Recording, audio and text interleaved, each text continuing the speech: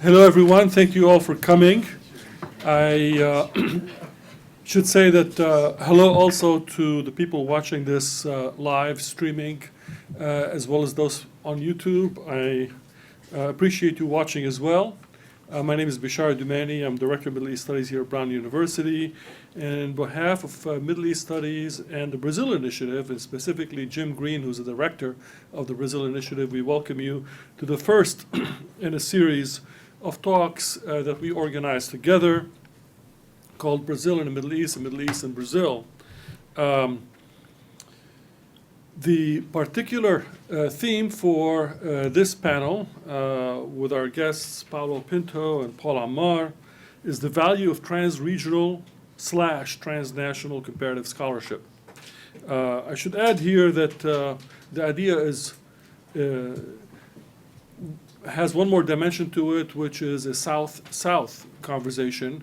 Now, I know we are in the U.S., and I know that almost all of our speakers would have been educated in the U.S., and that this is a privileged space, and we can't be pretending to be doing a real South-South conversation. However, everybody that will be speaking in this series, including our two guests today, are people who have lived in the Middle East and in Brazil for long periods of time, and are connected to networks in both countries.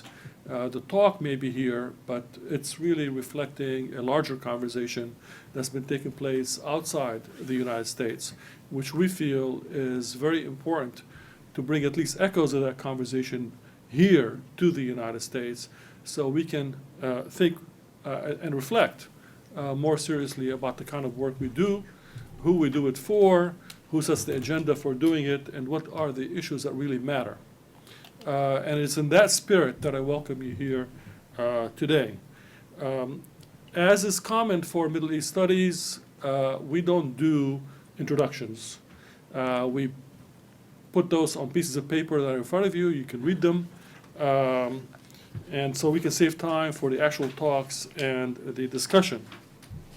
But for those of you watching us live, let me just say very quickly that our first speaker will be Paulo Pinto on the title Diasporic Allegiances, the Political Mobilization of the Syrian Lebanese Community in Brazil and the Syrian Civil War.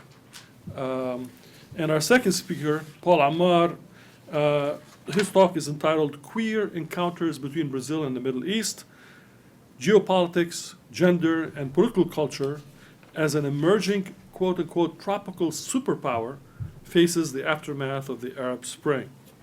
I should add that I have a personal connection here to this issue. I discovered yesterday that my grandmother's brothers who went to Brazil and lived there, who are from the Hello family, happen to share the same middle name as Paulo, who is also from the Hello family, and they come from the same village. So somewhere out there, it's amazing that these kinds of linkages and connections do happen. But again, I would stress that this is more than just a conversation about how nice it is to cross oceans and link cultures together. There's some really serious epistemological and political issues at stake here, and this is what we're going to get into right now. So please help me in welcoming Paulo Pinto as our first speaker.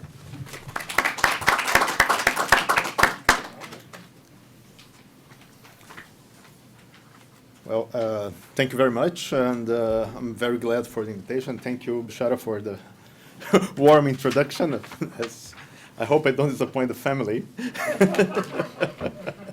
So I'll be talking here about an issue that in many ways connect Brazil and the Middle East. I'll be talking about the political mobilization of the Syrian Lebanese diaspora in face of the Syrian civil war. And this was research that I did in the last 3 years, basically since the uprising began, and especially after it became an armed conflict.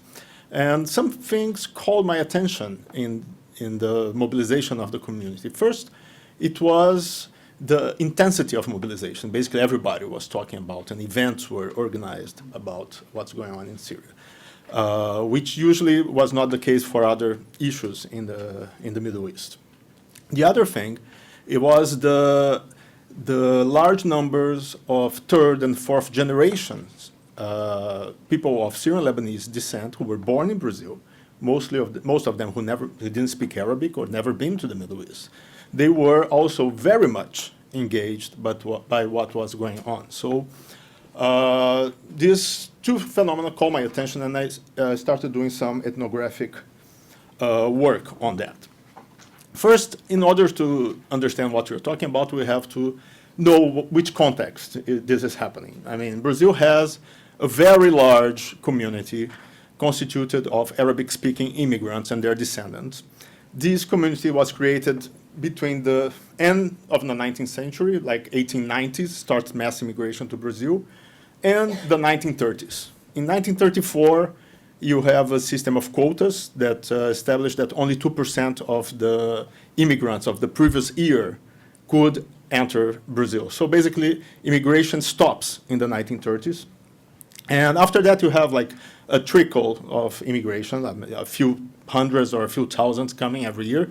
But in reality, mass immigration stops in the 1930s. So we are talking about a community that is constituted mostly by second, third, and fourth generation born in Brazil. The numbers of the community are they're not precise at all, because of course, recently you have this inflation, demographic inflation of numbers, and people talk about 4 million, 6 million, 7 million, 16 million Arabs in Brazil. And they say that there are more Lebanese in Brazil than there are Lebanese in Lebanon. You listen all this, what I call is the mythology of immigration. But in reality, you don't have reliable numbers because Brazilian census does not allow you to identify as an ethnic group. It forces you to identify as racial subject, but you cannot say your ethnicity.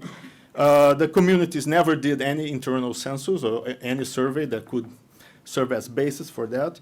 So I would guess, and that's my estimate based on my personal experience of the community and about estimates that existed before the recent increase in visibility of the Syrian Lebanese.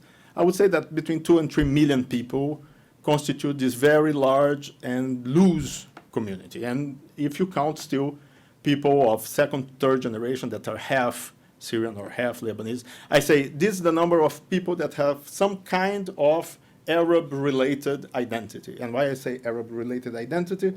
Because there is a vast range of identities available for these communities. Arab, Syrian, Lebanese, Palestinian, Turco, which is the name, the identity imposed by the Brazilian society, and many of them do use it. And sometimes people use one identity and exclude others. So people who say they are Lebanese might not accept that they are Arabs. People who say they are Syrian Lebanese but not say that they are Syrians. So on. So I say Arab-related identity. And why I advanced this number of 2-3 million, because, and then I did some archival research, there were 106,088 immigrants arrived from the Middle East, arriving in Brazil between 1884 and 1943. And in more than 100 years of immigration, we have 162,355 immigrants registered from the Middle East entering Brazil. So it's not a very large number of immigrants. Of course, you have exogamic marriage in the community is very common, so the identities might spread, but I say the very large numbers that are advanced by the Arab institutions or even by the Brazilian state in a way of enhancing its position as a player in the Middle Eastern geopolitical arena, I don't think they are reliable at all.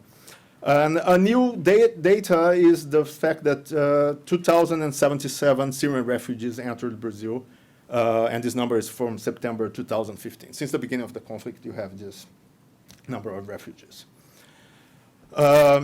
In terms of identity, as I said, is a very fragmented community because you have all these ethnic and national identities available, and they are organized in institutions, and they constitute small groups that still identify themselves as members of this large community that has several names. Some people say that there is an Arab community in Brazil. Some people say there's a Syrian Lebanese community in Brazil. And of course, the Palestinians say, well, we are Palestinians and we are not Syrian Lebanese. So you have several possibilities of identity.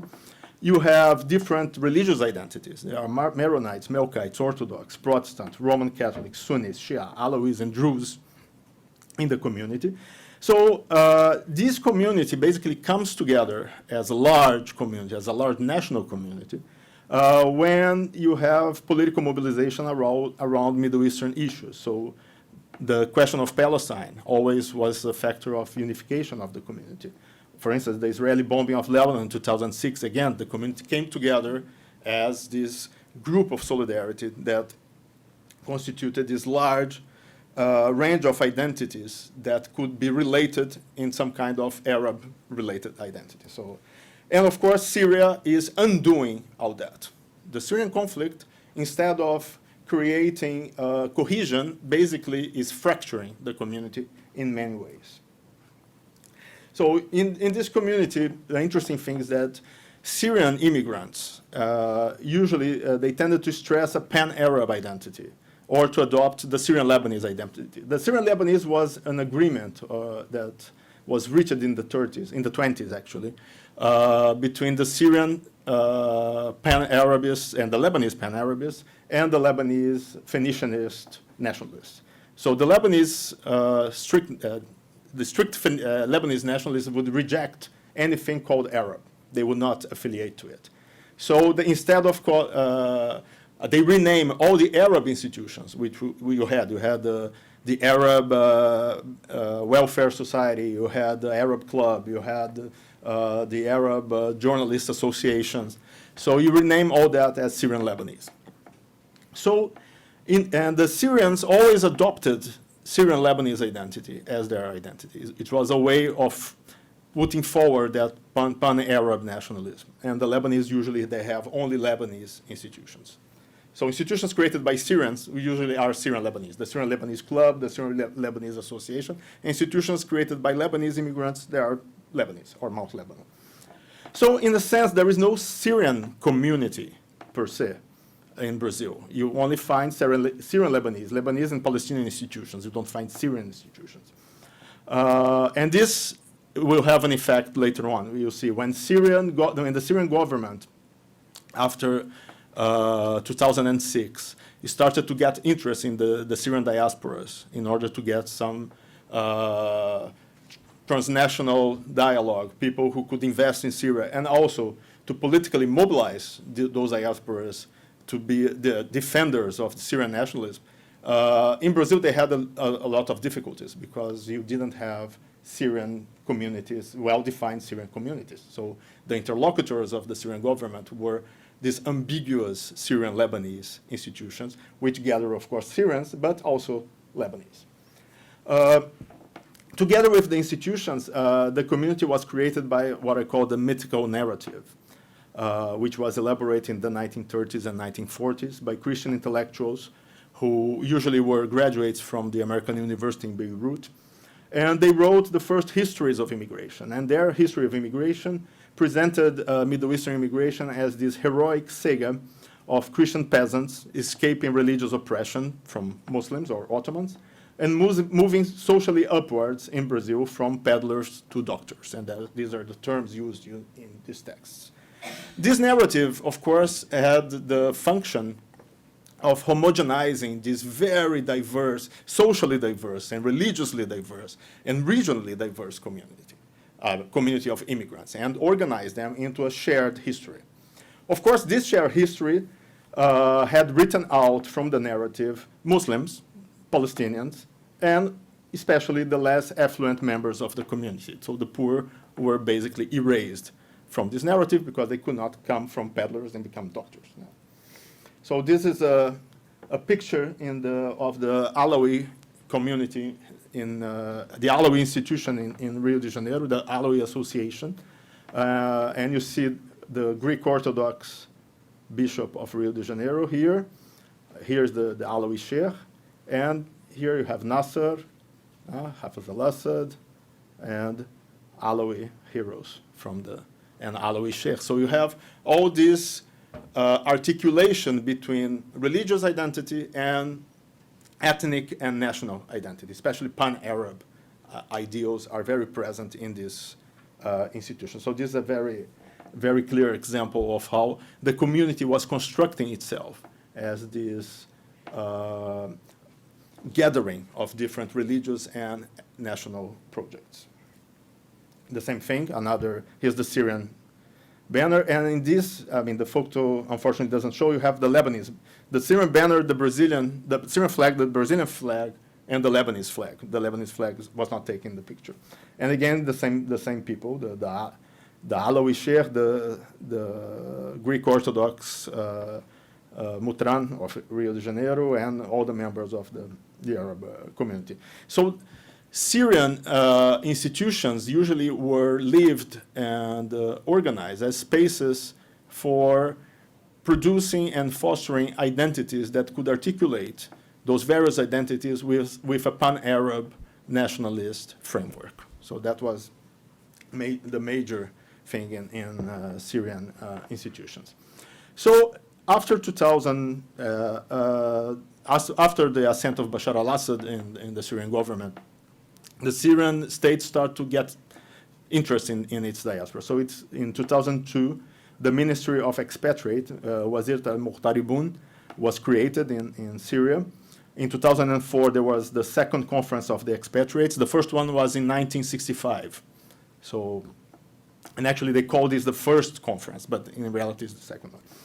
And in 2009, 2010, you had the Forum of Expatriate Syrian Youth with delegates from South America, and of course Brazil was the largest delegation. And in 2010, you had the visit of Bashar al-Assad to Brazil and Cuba and Venezuela and Argentina. So all these events and all these efforts were trying to mobilize the Syrians, I mean, the Syrian expatriates or Syrian communities abroad. And in the case of Brazil, these efforts, they had really mixed results. I mean, Bashar, of course, was very well received. All the institutions were mobilized in enhancing, especially economic ties with Syria. But the capacity of these policies to create or to mobilize specific Syrian communities with a specific Syrian connection to the Middle East were, to the most part, unsuccessful. But they had some effect. Of course, all the ties with Syria were recreated, and especially the Syrian Lebanese institutions rediscovered their interest in Syria. So you have here Lula and Bashar. And of course, from the official level, from the state level, all those visitors were presented as some kind of affirmation of third world solidarity and anti-imperialist, especially anti-American imperialist stand on the Middle East policy. So here Bashar and Lula and Chavez. And of course, all the symbols, here is Bolivar, a portrait of Bolivar behind Bashar and Chavez, and with Cristina Kirchner. And again, the presents, like a picture of Nasrallah, which also presented as a symbol of resistance, of anti-imperialists in Cuba. So when the uprising starts in Syria in 2011, the Syrian Lebanese diaspora was had already renewed its symbolic, political, and economic ties to Syria. So it was a diaspora that was already awakened, let's put it this way, in relation to its connection, to its transnational connections to the Middle East. In the beginning, they were really surprised about what's going on, especially after it came just after Bashar's visit to Latin America, which was seen as this zenith of third world solidarity and, of course, the consolidation of Bashar's government in Syria. I mean, this visit was read in the Syrian Lebanese diaspora as the confirmation that basically Bashar's government was very, very solid and could resist everything. Because, of course, it resisted all the American pressure after the American invasion to Iraq. It resisted the French and American pressure to get the Syrian troops out of Lebanon. So the idea is that, of course, you had this very solid government. So after the initial surprise and people expressed their disbelief of what was going on, they would say that the media was making up stuff and that was not true, this was not happening. You had, of course, the proliferation of conspiracy theories. So you had the idea of a Saudi, Qatari, American, Israeli plot against Syria, and of course the combination of these terms depended on who was talking and who was listening. You had all those terms together, or just an Israeli plot, or just an American plot, or just a Qatari plot, or just a Saudi plot. And the cause of this plot, the reason of this plot would be the progressive stand that Syria has in relation to the Palestinian question, which of course was a major issue in the diaspora, and the American imperial policies, which also had good resonance to the Brazilian larger public. Of course, Brazilian nationalism is very much constructed as a kind of resistance or opposition to American imperialism, especially in Latin America. And the first place where this mobilization started was the internet, with many Facebook pages being created. And one of them, which was the most popular, was Soldiers of Bashar in South America. Actually, it was an Argentinian Facebook page. And then another thing that happened, you had these connections between the diaspora in Brazil and the diaspora in Argentina through internet. So an Argentinian Facebook page would get likes and followers from Brazil, from people from Brazil. Another internet page was Stop Imperialist Aggression to Syria. This was a Brazilian Facebook page. Then you had all this internet mobilization. Here is Soldados de Bashar in Sudamérica, in English also, so you don't get it wrong. This is the Facebook page. Oh, sorry. But despite this virtual mobilization, or besides that, you start having, as the situation in Syria increased to become more complicated for the government, you start having the first demonstrations in support to Bashar al-Assad in São Paulo in May 2011. Then in 2012, this spread all over the country. You had pro-Bashar demonstrations in Rio, São Paulo, Curitiba, Foz do Iguaçu, and the constitution of the Committee of Solidarity with the Syrian people. And if you see the pictures, you have, of course, people from older generations, but you have a lot of young people participating. And of course, this is quite interesting, especially if you see the history of Latin America that had just get over or get away from dictatorships 20 years ago. So those youth, some of them lived through the transition to democracy, or they were born already in the democratic system in Latin America, and they had no, their reading of the Middle East was totally away from this experience. They had no connection. They did no connection between what happened with Latin American dictatorships and what's going on in the Middle East. And in 2013, you had protests in front of the American consulate in Rio, especially after you had the threat of American intervention after the chemical weapons attack in Syria. You had several protests in front of the American consulate in Rio against the aggression to Syria. That was so this one was one of the mobilization. This was in Curitiba. So always the Brazilian flag and the Syrian flag. These were T-shirts that were distributed by, and this is in the Curitiba's Orthodox Cathedral. There was a memorial service for Syria, meaning for Bashar's government in Syria. And this is in São Paulo. And you see the signs about Palestine, and signs in Arabic, Kulna ma'ak, we are all with you, which were copied by signs which they saw through the media in Syria, in the pro-Bashar demonstrations in Syria. Again, this is in São Paulo. Again, and of course the presence of kids and all that. So, which are the dynamics of this kind of mobilization? Syria overcame Palestine and Israel's conflict with Hezbollah and all other issues as a metaphor for all Middle Eastern conflicts. So the idea that the future of the Middle East is being decided in Syria. And this has mobilized, especially the younger generations. You find this kind of discourse, especially among younger generations born in Brazil, some of them who did not participate in community life before. Many of them who I spoke said, well, I never came to the Syrian Lebanese club, or you would never go to the Orthodox church or something like that. But then this started, and I was outraged, and I was mobilized by it, and then I rediscovered my connection. Usually you have this idea of rediscovering your connection. And many would define that they support Bashar's government as secular, progressive, reformist, and anti-imperialist. One Brazilian entrepreneur of Syrian origin, he said to me in an interview, he owns a chain of restaurants in Rio, and his family has a house in Marmarita in Syria. So he said, well, you know, Syria was perfect.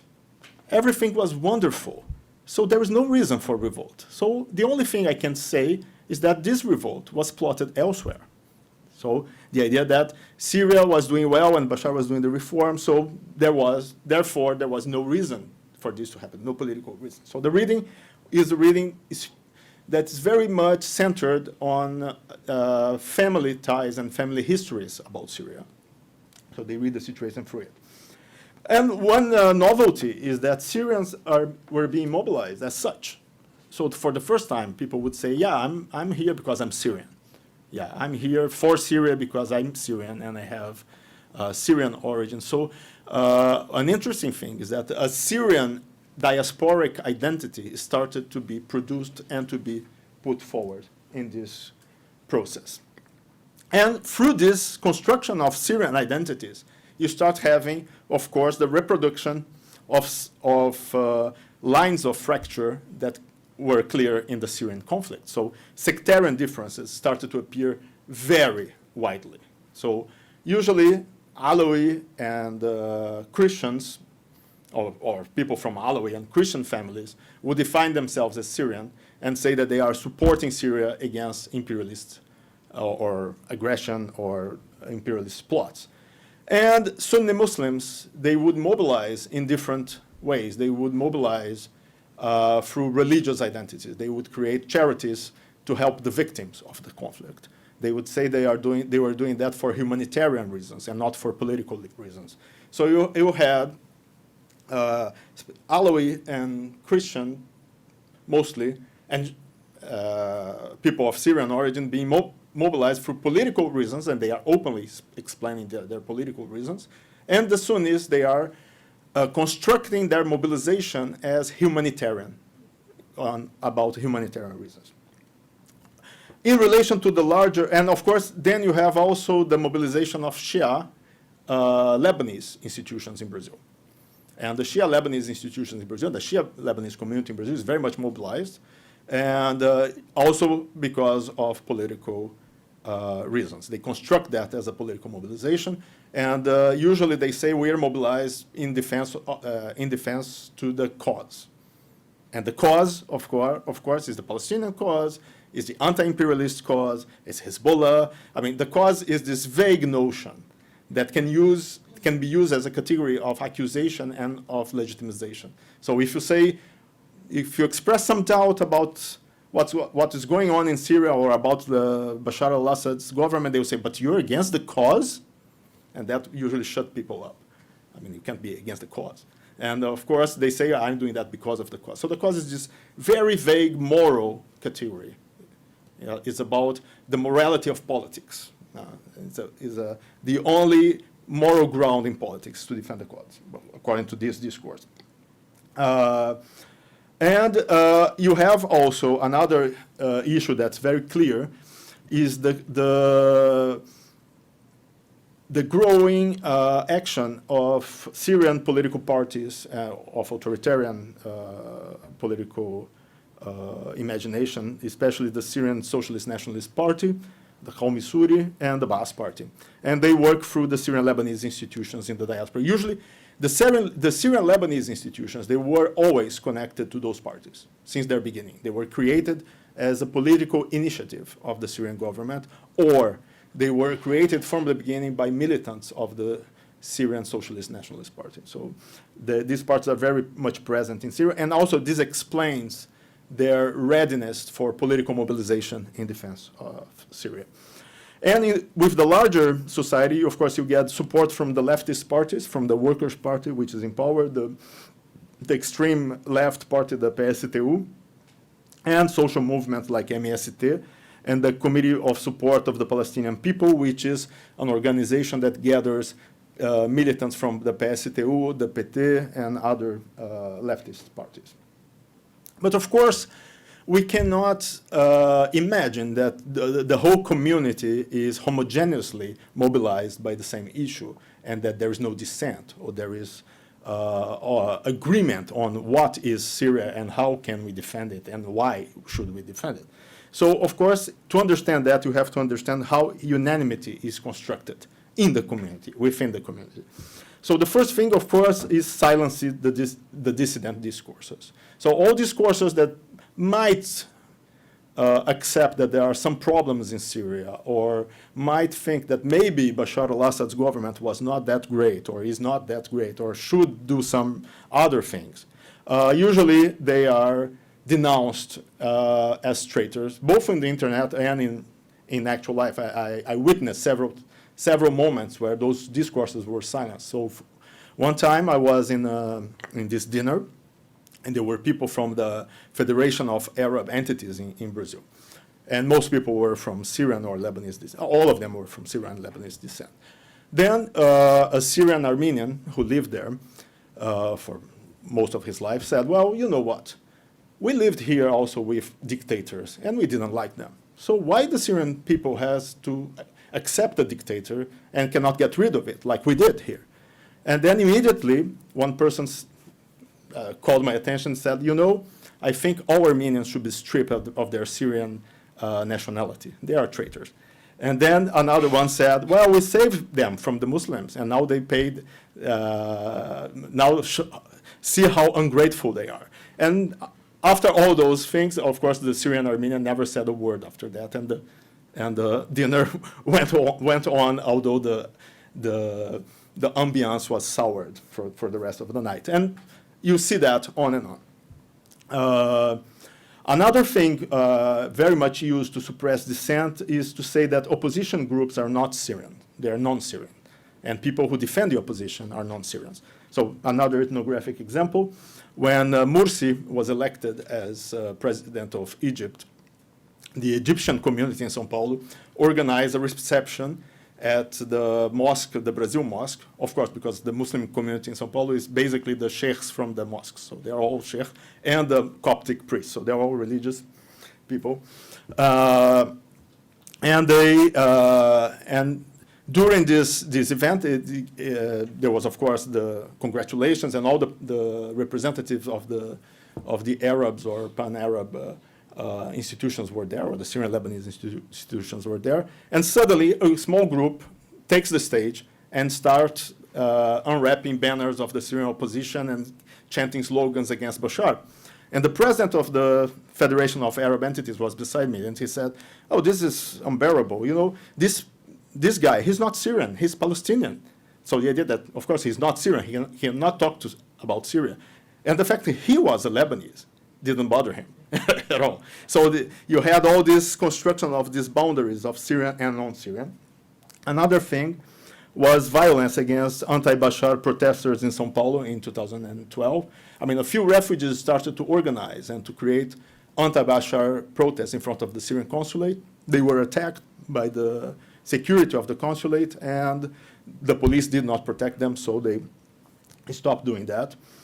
And of course, you had what I call the political economy of fear, where you circulate all the most horrible and gruesome videos of violence online, and with the idea that, of course, see, that's what they're doing to us, that's what's happening, and we need someone to defend us from that. So the conspiracy theory with this graphic depiction of violence.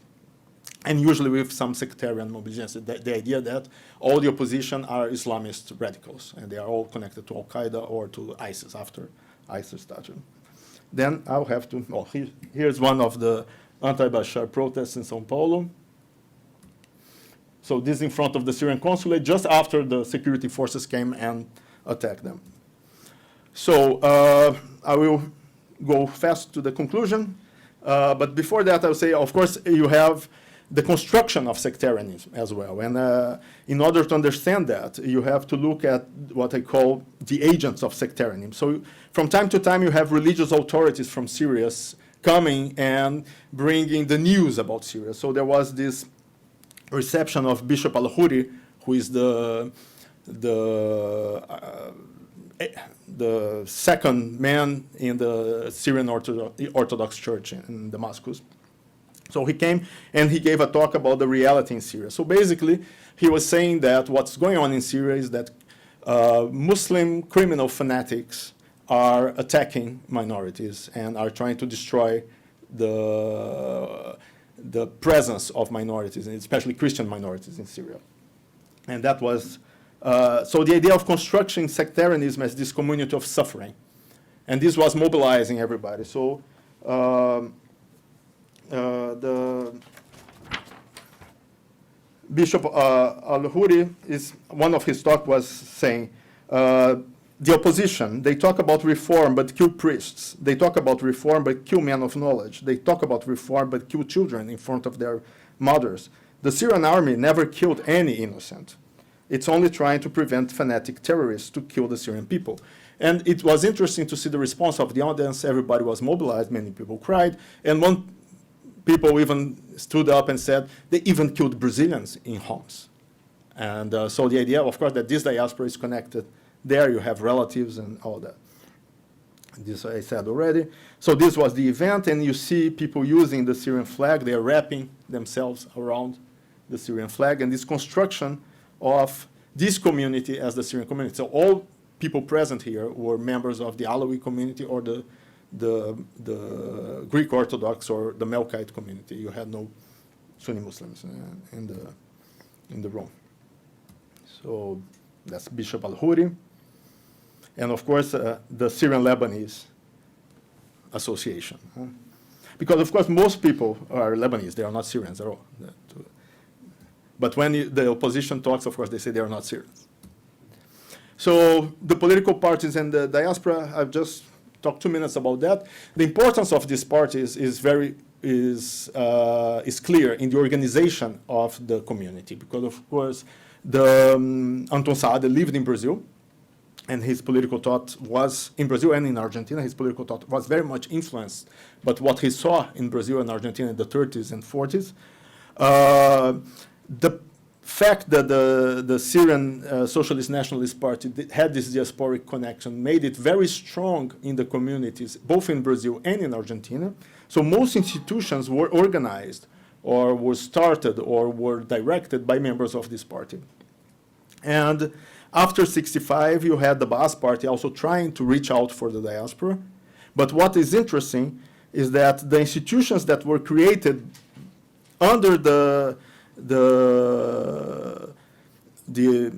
by the efforts of the Baas Party, or under the urge of the Baas Party of creating some interlocutor in the diaspora, they usually were directed by people from the Syrian Socialist Nationalist Party. So the cooperation of these two parties in the diaspora helped their cooperation in Syria much later. I mean, they were, of course, rivals in Syria, but the fact that they were cooperating in the diaspora helped them to overcome their differences in Syria. So you have, in the case of the Syrian Lebanese institutions, this very clear political connection to the Syrian state and to the Syrian government, to the current Syrian government. So this is another, and to finish completely, of course, Bashar is read as this vernacular, in Latin America, Bashar's government is read as this anti-imperialist third world solidarity effort. So not only inside the community, but outside the community, you have this mood of seeing the opposition or the uprising in Syria as a plot and seeing Bashar's government as the victim of this anti-leftist imperialist plot. And in 2007, even the Baas Party and the Workers' Party in Brazil, they created an agreement that still stands. So you see even the official discourse of the Brazilian state is very much pro-Bashar. So the Arab institutions have that discourse, but this discourse is echoed in more official levels in Brazil. And a bit of irony, Dilma Rousseff condemned in a speech in Moscow in 2012 any possibility of intervention, meaning American or European intervention in Syria, warning that Syria could become a new Iraq. Of course, she was in Moscow, and Russia was the main interventionist power at that time. But this is not spoken by the official discourse. So in the end, what you have is this kind of odd alliance of leftist parties and very conservative Syrian Lebanese entrepreneurs around the Syrian issue. Here are the manifestations of those parties, cartoons that are in the Brazilian press. So the solidarity to the Syrian people. These were a group of members of the Brazilian parliament who went to Syria in a solidarity mission. So in conclusion, what we have, and we can say that the political mobilization of the diaspora is recreating a Syrian identity in Brazil. And the boundaries of this identity is very much shaped by the political imaginations and nationalist cosmologies and religious attachments that are reshaping the connections between Syria and Brazil. More than that, the Syrian conflict has created deep fractures in the Syrian Lebanese community. So instead of promoting cohesion of this very diverse and fragmented community, this conflict is basically deepening the fractures and the divisions, usually according sectarian lines. And the Sunni Muslims are going in a way, and the other religious groups that constitute the community are going the other way.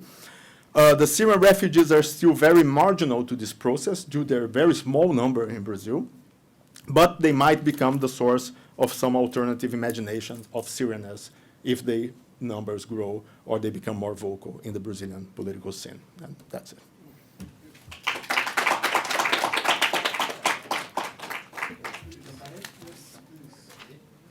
We'll just combine the questions afterwards. Change the Yes. Paul to Paul. All right.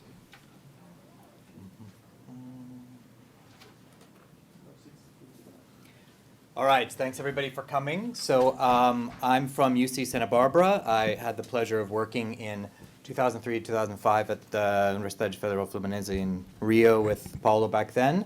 Lived for 8 years in Egypt, and we'll be talking about some trans-regional methods and visions for looking at Middle East and Brazil through common lenses. I've rearranged a bit the talk. Whoops, this jumped all the way back. There's another talk here on regionalization in Egypt, which we'll have to present next time, because what I'm going to do is basically, because I understand this to be the first talk in a series about trans-regional studies, about ways to look at Brazil and the Middle East together. This is still going to be about queer encounters, but in the larger sense of looking at racialization, sexualization, and moralization through lenses that disrupt the normalization processes that I think are undergirding the creation of new trans-regional relationships between the Middle East and Brazil.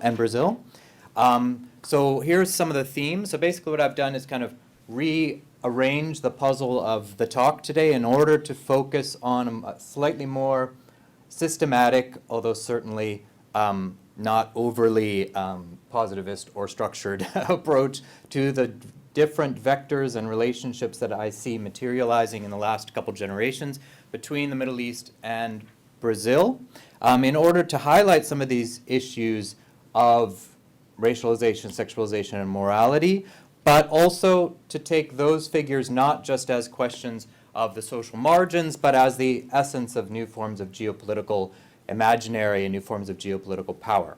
So this is kind of a sketch of some elements of an agenda for looking at these regions, which will dovetail with Paulo's case study of Syro-Lebanese in Brazil, but is admittedly a bigger, messier set of contexts in order to kind of look at ways the field could be developing.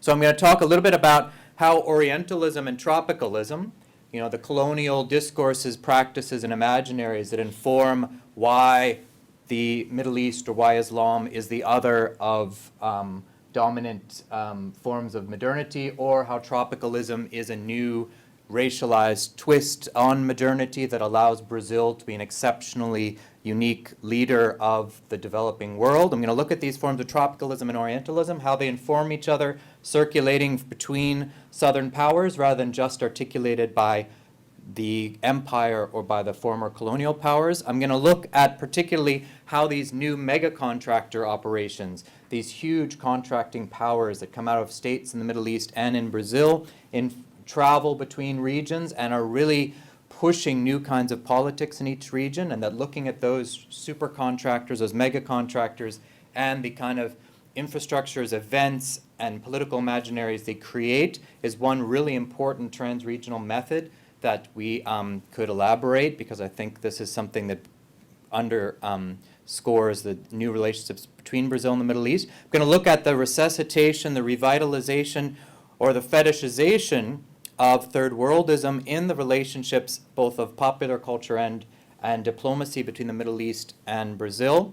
I'm going to look at security issues, military issues, and humanitarianism as it ties into these things, and eventually going to look at these figures of the Arab, the Moor, and tropical Brazil as they circulate in the imaginaries of both regions. So I'm going to see how much of this I can get through in this time period, but basically I'm going to walk through several spheres of interrelationship, and I'll pass these around. These are some books that Paulo has edited and I've edited that are going to be detailing some of these relationships here.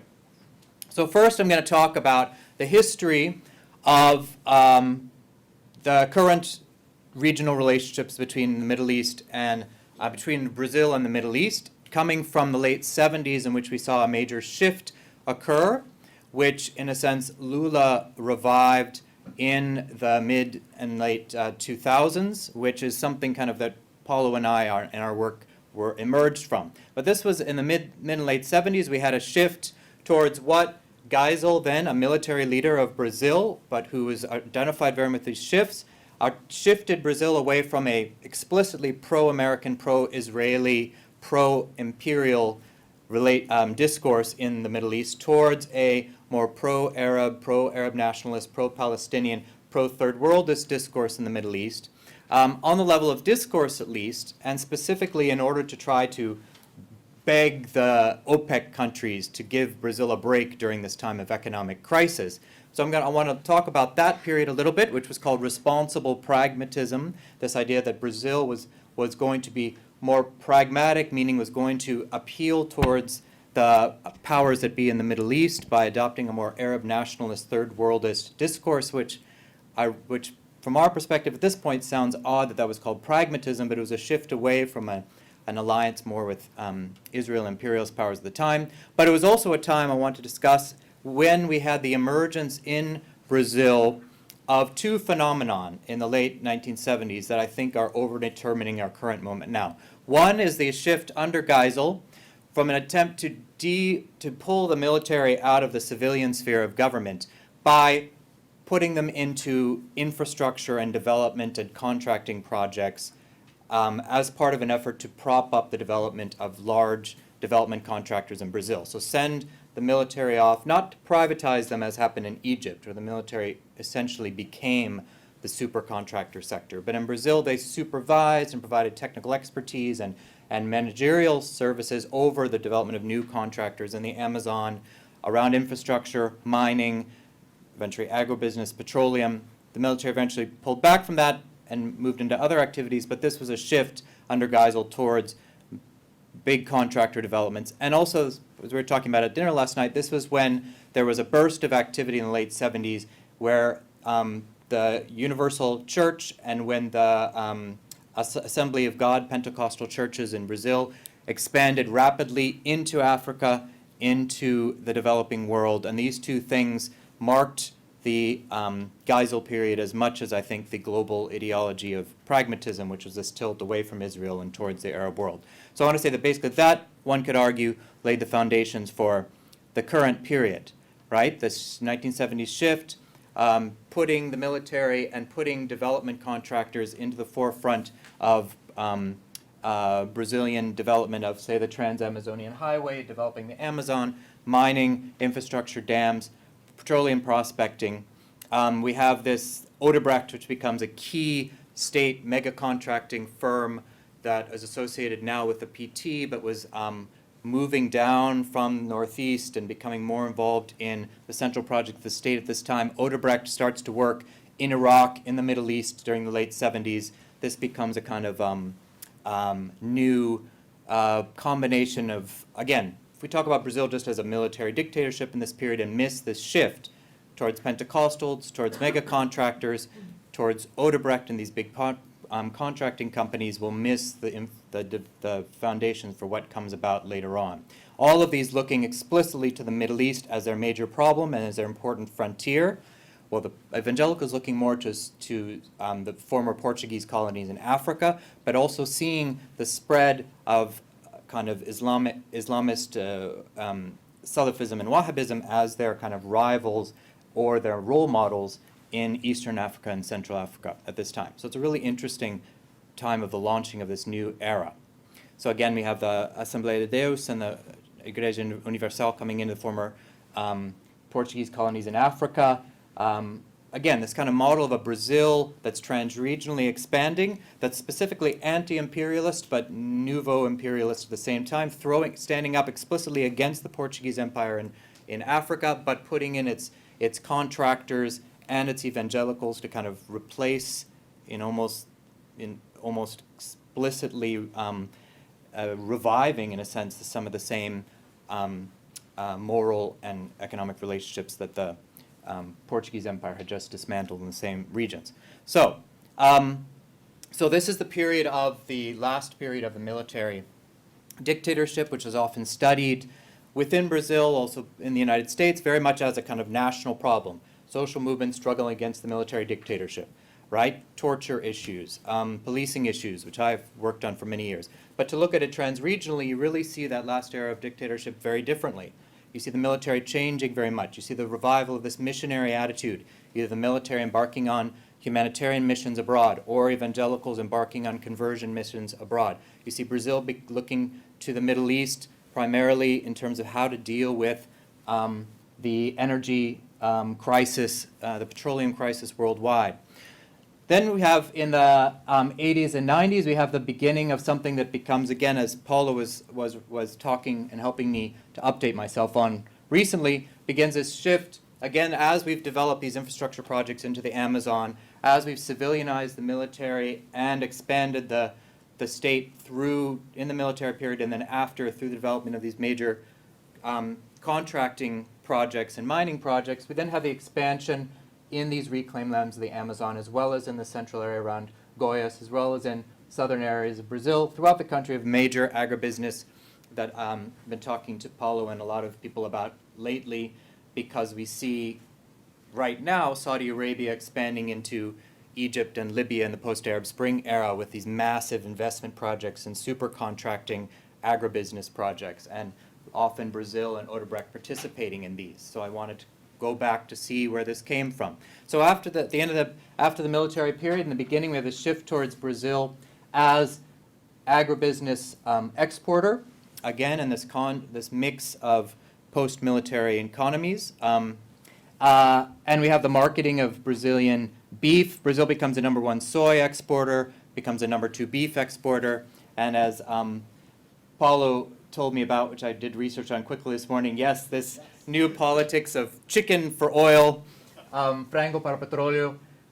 Literally, I found this morning. This is from a vestibular exam study book from 2011. Vestibular is like the baccalaureate, the big exam you take at the end of high school. And this is actually talking about a Lula-era project to literally turn chicken into oil, that you can squeeze all the fat out of a chicken and it can be turned eventually into oil to substitute for oil from the Middle East. So anyway, this is part of this transregional process, again, of explicitly we have Petrobras, the world's largest publicly owned corporation, which is a Brazilian oil company, which has been the center of the corruption scandals in the last couple of years, but making explicit deals with Saudi Arabia as well as many other, in terms of its technical development of deep sea oil, which Saudi Arabia sees as a rival. But at the same time, Saudi Arabia, its most important commercial relationships with Brazil, and as well, I think, with much of the Arab diaspora business community in Sao Paulo, is through development of agribusiness contracts with Saudi Arabia. So this has a long history. Brazil really has becomes a very important power in terms of this mix of agribusiness, supercontracting, and oil, as well as oil substitution. And this, I think, becomes hugely important. Also, the way it's projected still as a kind of tropical, to pick up on some of the ways that Brazil portrays itself in Paulo's talk now, in terms of the role of as a haven for a kind of Arabness that is in danger in the Arab world. Brazil's kind of advertising of its beef projects and of its beef products in the Arab world often takes on this strange kind of tropical racialization, where you're wondering, like, is it actually selling beef in the Arab world, or is it selling the beautiful Brazilian cowboys that are often accompanying the beef in these ads in the Middle East? So there's always that Brazilian extra to the promoting of Brazilian technology and agriculture. It's the sexy tropical alternative to the imperialist. Of course, Brazil is the #2 greatest agribusiness country in the world after, of course, the United States, its main rival, right? So Brazil has to be different, has to be more Arab, has to be more tropical, sexy, in the end, a empire that acts very much like the Portuguese Empire or the American Empire that it displaces, but somehow can portray itself as more Arab, as understanding the Middle East, and is also having this kind of revived third worldist agenda attached to its new contracting, agribusiness, and petroleum industries. So we have, by the time Lula comes, then we have these histories starting to, these structures and relationships starting to crystallize, in which we have Petrobras, agribusiness, the military's turn towards the support of mega contractors, the long-term relationship now between Brazil and its agribusiness and Saudi Arabia, and these contractors, Odebrecht being one of the main contractors under Gaddafi in Libya to develop new oil rig projects in the coast of Libya, as well as to develop infrastructure projects internally in Libya. So we have then this mix of, in places like Libya and Egypt, the influence of Brazilian, often military-linked mega contracting, and then in Saudi Arabia and Dubai, the interests of Brazilian agribusiness. But again, the reason why Brazil succeeds in creating a niche for itself that's unique from the other investors and business powers in the region is this mix of a kind of charismatic, the role of this new charismatic tropical superpower that Lula presented himself as starting in 2004, right? The meetings with Gaddafi, the portraying of Petrobras as a kind of third worldist technology sharer in an age of supposedly at that point peak oil, in which Petrobras was going to make contracts with the revolutionary leaders of what was left of the third worldist movement, while at the same time also partnering again with Saudi Arabia in terms of some much more exclusive and oligarchical types of contractor relationships in the region. So we've looked at the economy, development of new kinds of contractor economies, look at the development since the military period of this mix between a revived third worldism that's more pro-Arab, that's less pro-Israel, that's more third worldist in its discourse, but that's based upon compromises. That compromise with the military to give its related contractors more space as it excused them out of government. The compromises with agribusiness, the compromises in the end with Saudi Arabia, the main trading partner for Brazil in the region. Iraq was the main trading partner in the Geisel area event very soon after it became Saudi Arabia. So how does this continue to then, this new structural reality, continue to remain invisible while we have Brazil still remain very important on a kind of representation level, on a kind of discursive level, as a different kind of global actor. Something that's an actor that's racialized often as black, that's often identified to be the leader of the third world, that's represented as the voice of the people of the global south versus the empires of the north. Well, there's certain discourses and popular cultural formations that facilitate this process of recognition and misrecognition. I think that's why, in order to understand the new age of transregional political economy and geopolitics, we need to constantly look back to the realm of culture, the realm of racialized biopolitics and necropolitics, which is where Brazil enters the world system. So one of these transregional formations is new Moorism, right? New Moorish kinds of identities and representations. Of course, Brazil's idea of the Moora, the female Moor, the female Arab or black Arab, descends, of course, from old Portuguese kind of inquisitional representations of the Moor. In Portugal, you have streets in every town called Dead Moura Street, just like in Santa Barbara. I live 2 blocks from Indio Muerto Street, which is at the intersection with Quarantina Street, because my neighborhood was literally the quarantine where they would herd the Indians during the white settlement arrival. So we have this kind of old legacy of the Moora, which then mostly was absorbed, as in the work of Alexandra Esfahani in the book The Middle East and Brazil I'm passing around. She highlights the way that the identity of the Moora, the female Moor, which is something that refers to both Arabness and blackness, came transposed in the identity of the mulata, the mixed race subject of Brazilian fascination, and often in the Vargas period, in the 30s, 40s, through the 70s, a kind of a figure of Brazilian tropical nationalism and a kind of discourse of racial democratic inclusion through sex, through carnival, through the representations of the mixed race woman. So that picks up, and that always already reproduces this long history of the Moora, of the Moor, of the both Arab and black, which is a completely different history from that of the Syrio-Lebanese migrant in Brazil. It's something that's tied in with the history of slavery and abolition in Brazil, and when Moorish identities seen as coming from black Africa, with a recognition or misrecognition of Morocco and the occupation of Spain as a black African occupation of Iberia. Again, the way the imagination reconfigures these things is part of the way that Brazilian realities and fantasies about race relations are projected into the world.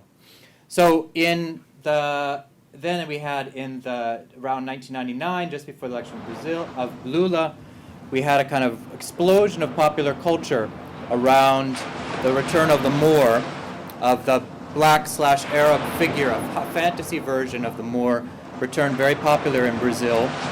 At the same time, we have a commitment to Brazil to both promoting Rio de Janeiro as a destination for tourism and sexualized tourism, as well as the explosion of evangelicals that saw their internationalist agenda very much tied to the stopping of sex tourism and sex trafficking. So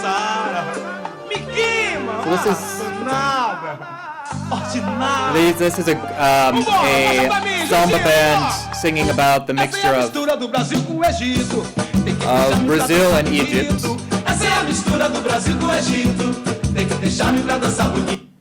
So, the mixture of Brazil with Egypt, but of course staged as a kind of very basic black Moorish fantasy in which they're capturing white women to sex traffic them from Brazil to Egypt.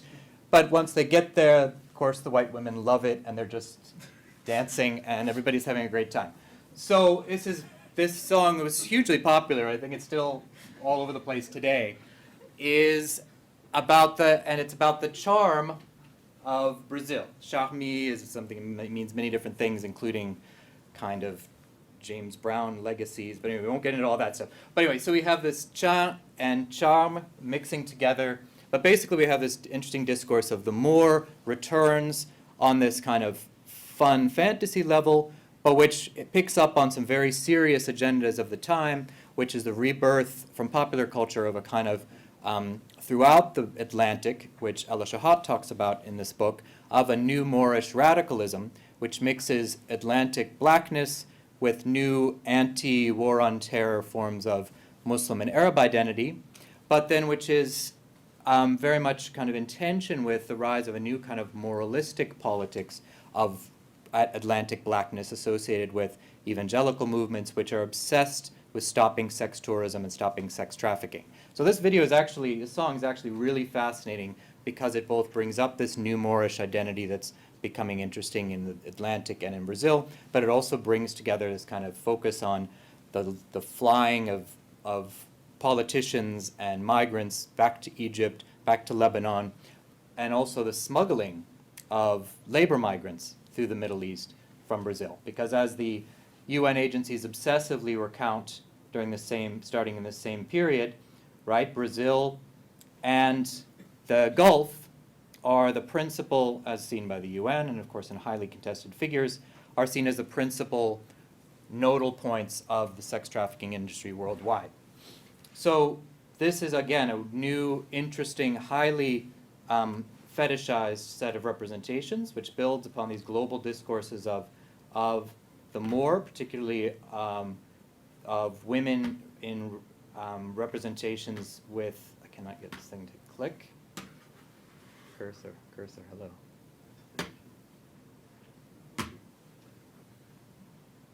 Wait, I think I can get it to go virtually.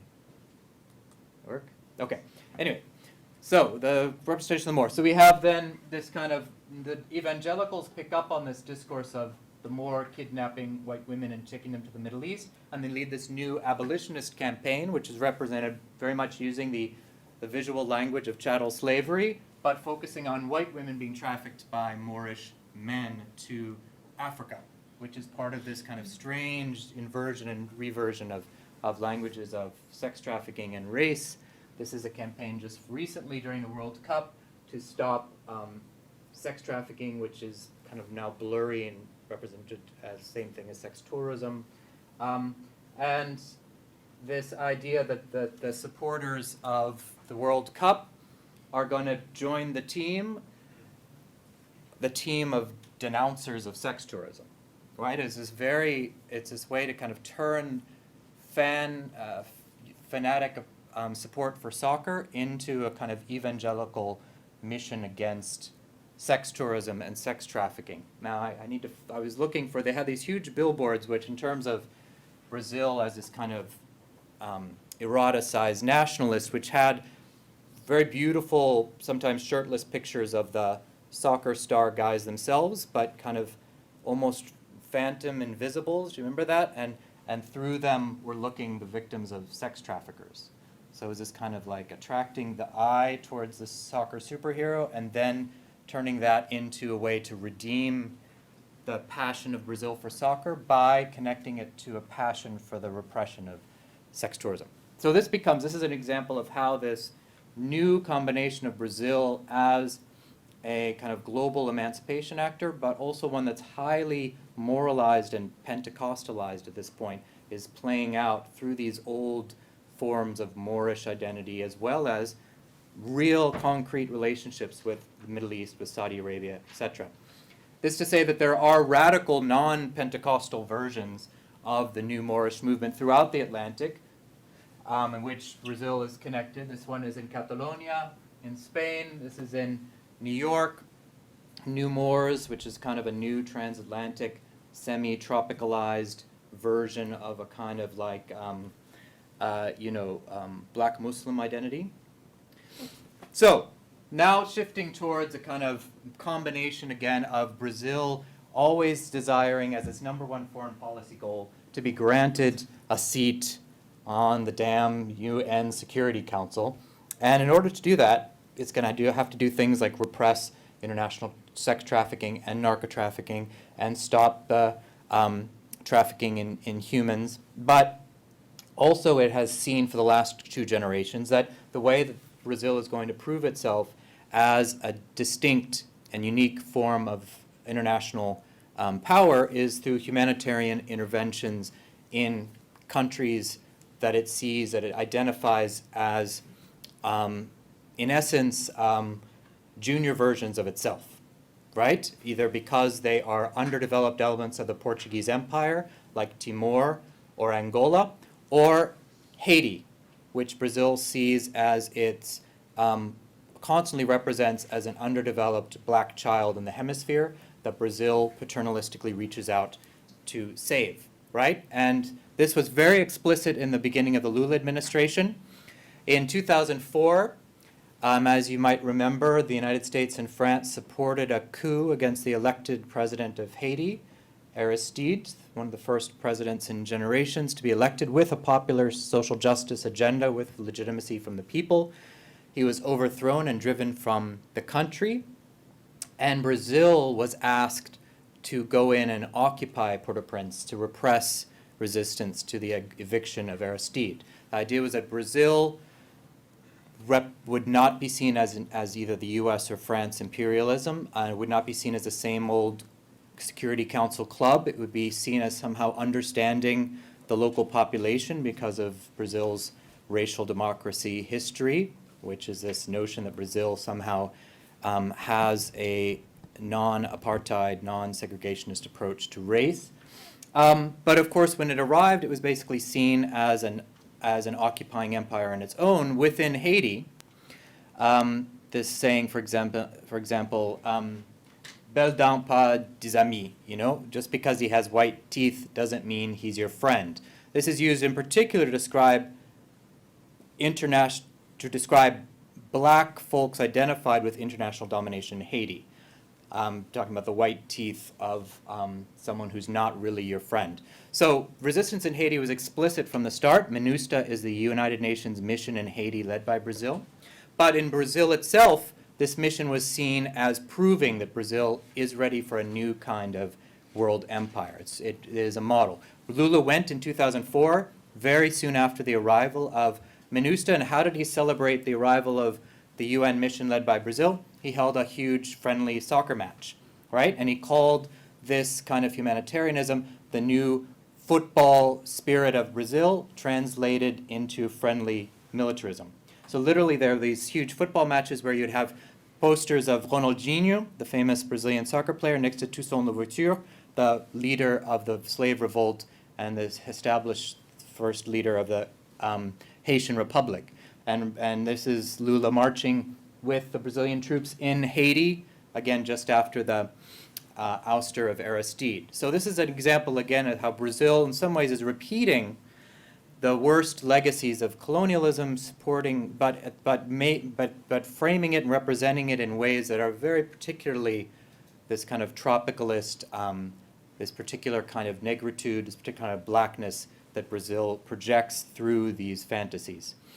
Then we have, when Brazil begins to prepare for the Olympics and for the World Cup in 2011 and 12, in the lead up to it, the same troops that were in MINUSTA in Haiti came back from Haiti and then led the first deployments of the pacification police into the favelas like Complexo de Alemão here, in which we have the naval forces from MINUSTA moving into the favelas in Rio.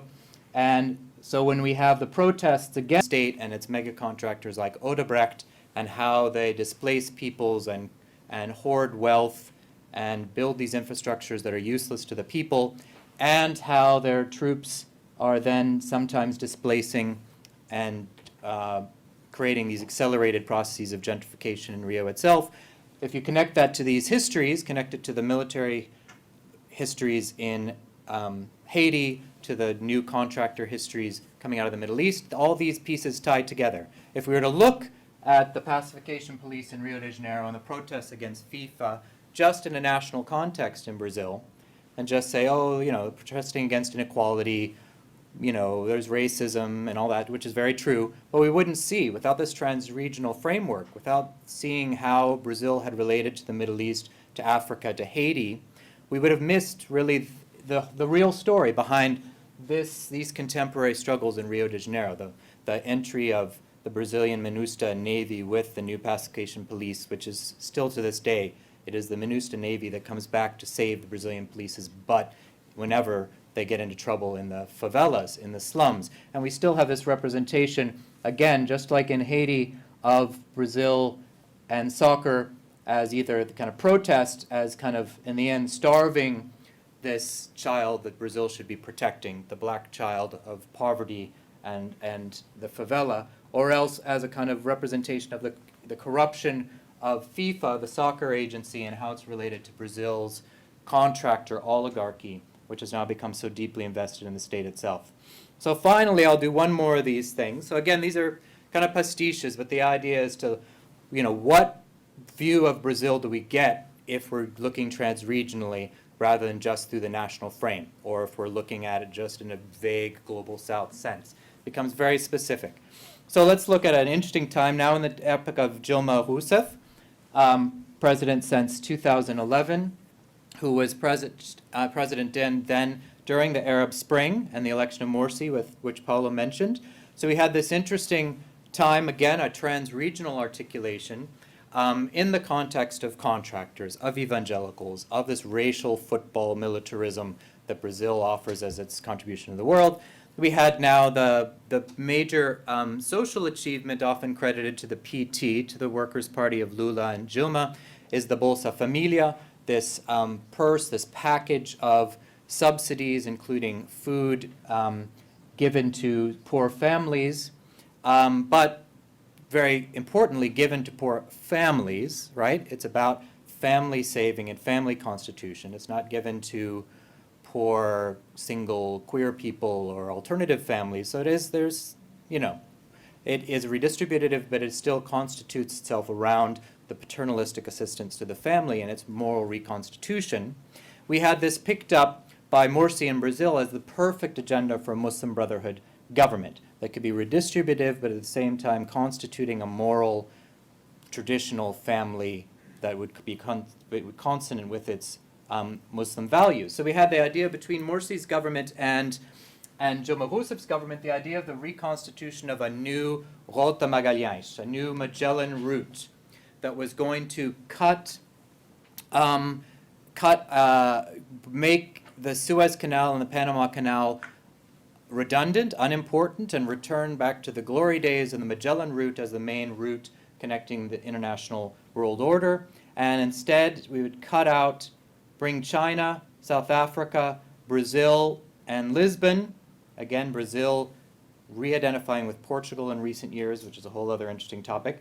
But basically reconnecting those routes as becoming the main corridor for international trade and allowing for Egypt then to move, instead of up into the Mediterranean, to move aggressively down into Africa, partnering with Brazil to push out China as Saudi Arabia, Egypt, and Brazil would then partner to control the coast of Africa that used to be the Swahili coast and the Portuguese coast, returning it to the hands of Arabs and Brazilian Portuguese, and kicking out the Chinese that were now moving into Africa. So this new Rota Magalhães was a very interesting creation of a new trans-region that was going to displace Europe and rival China in Asia, in Africa.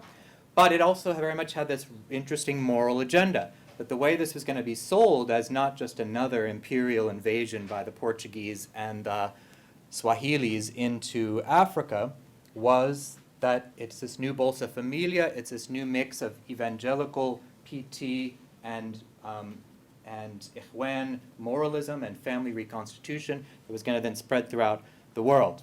So at the idea of the launching of this kind of Rota Magalhães by this new Magellan route by the Brotherhood and Dilma, we had a lot of lampooning of this in the Egyptian social media as well as the Brazilian social media. Of course, a lot of this focused on the kind of queer coupling, just like so many kind of queer portrayals of Ahmadinejad and Lula and Gaddafi. But here we had, of course, there was a lot of discussion in both Egyptian and Brazilian media about, the gendered bodies, that Dilma being a woman president who's very kind of, the lion-hearted, courageous, bold woman whose husband is kind of a little puppy on the side. Well, Morsi also was presented by the non-brotherhood press as also being his partner being Hisham Kandil,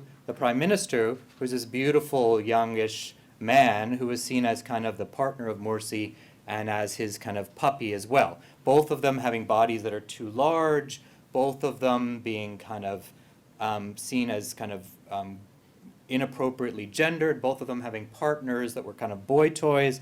This was kind of a constant theme in the Egyptian media. So here you have them establishing this new trade relationship, but where you have them basically, of course this is all photoshopped, but you have them basing their trade relationship on Smurf underwear that they're exchanging for their boy toy partners.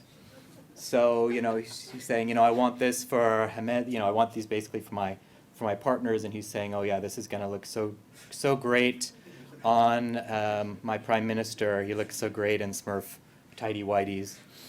So, and then of course, the typical racial tradition of asking, like how big his thing is and where is she going to put that and stuff like that. Anyway, so this was, just a kind of moment, and actually when you had the chance for a kind of interesting shift in Brazil-Middle East relationships, and although also kind of possible consolidation of what Dilma was really working on at this point, which was an alignment between the PT and evangelical power, a new mix of kind of contractor left populism and evangelical conservatism, which seems so perverse and bizarre from outside, but which I think kind of worked in this moment, and worked, I think, for Morsi as kind of an imagined way to create a doctrine that would work in Egypt as well. So these different trans regions that we've looked at allow us to see Orientalism and tropicalism differently, not just as constantly the repetitions of British, French, and American imperialism, but see them as dynamic and being reconstituted in relationship to each other. It reveals what's really the kind of untold story of everything that's happened in this last generation in terms of political economic power and the marginalization of social actors in both regions, and that's the rise of these mega contractors in the last days of military authoritarian rule in both the Middle East and Latin America. We're seeing the way third worldism, in a sense, masks over this structural shift in the economy and in the discourse of rule, and how it's kind of revived, this new third worldism is revived in very sexually and racially paternalistic ways that describe themselves as securitization, trying to produce a secure, safe world for the poor, or humanitarianism, as in the case of Haiti, or stopping trafficking, as in the case of the sex trafficking controversies. But all those really are displacing essential questions of redistribution and empowerment, and really taking on instead a very moralistic and racially fetishizing agenda for themselves. So finally, this is kind of an argument for why really trans-regional studies is the only way to go, really, because any of these features, if they were examined only in their national or even in their regional context, would be invisible. They would be, or at best, marginal, or at best, subjects for a cartoon that just focuses on their perversity, their queerness, their ridiculousness. But in the end, they're not ridiculous. They're essential trans-regional material realities that have shaped what happened in the Arab Spring, what happened in the revolts in Brazil in the last years, and what will really shape the new formations of power and identity in the regions in the next future. So thank you very much.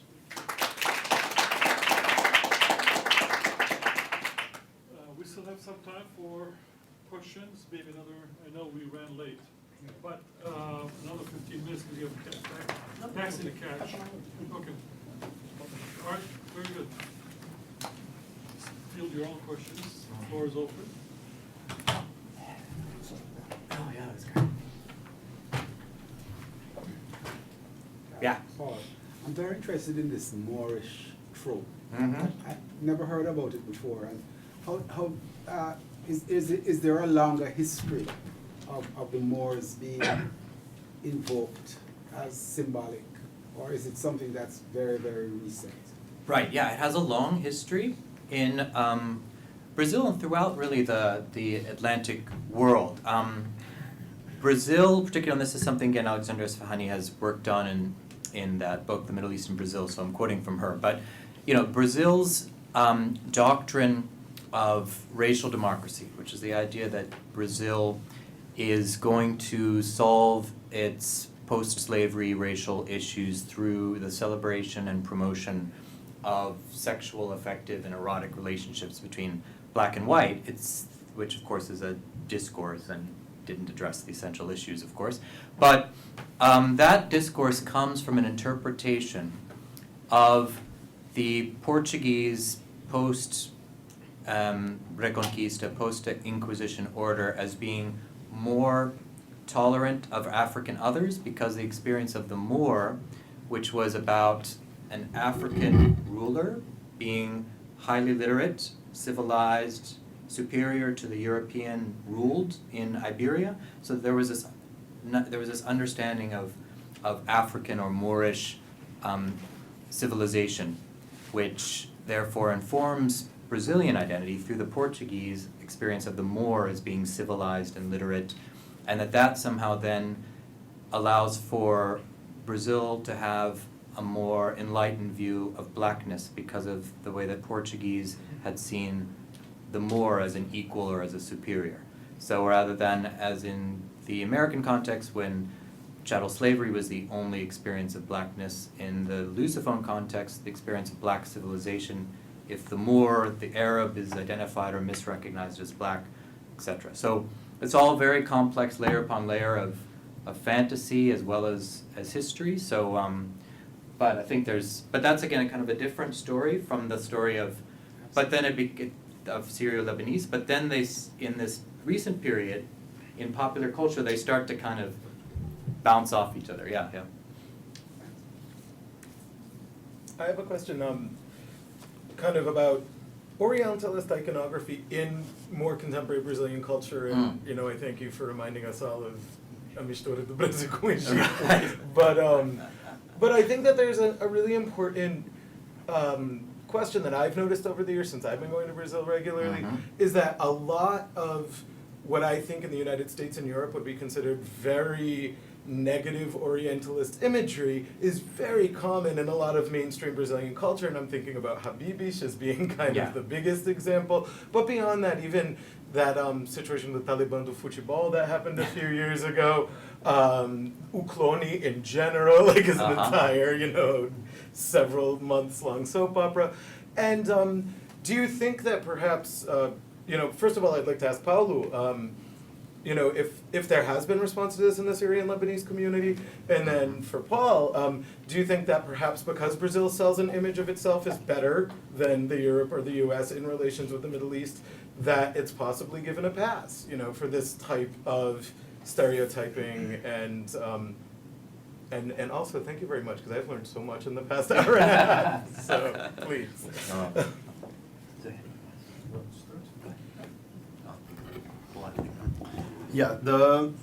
There is an interesting history about Brazilian Orientalism and how the Syrian Lebanese community uses it, because I have done some work on that. Of course, Brazilian Orientalism is both negative and positive. I think you can't say that they're just positive images.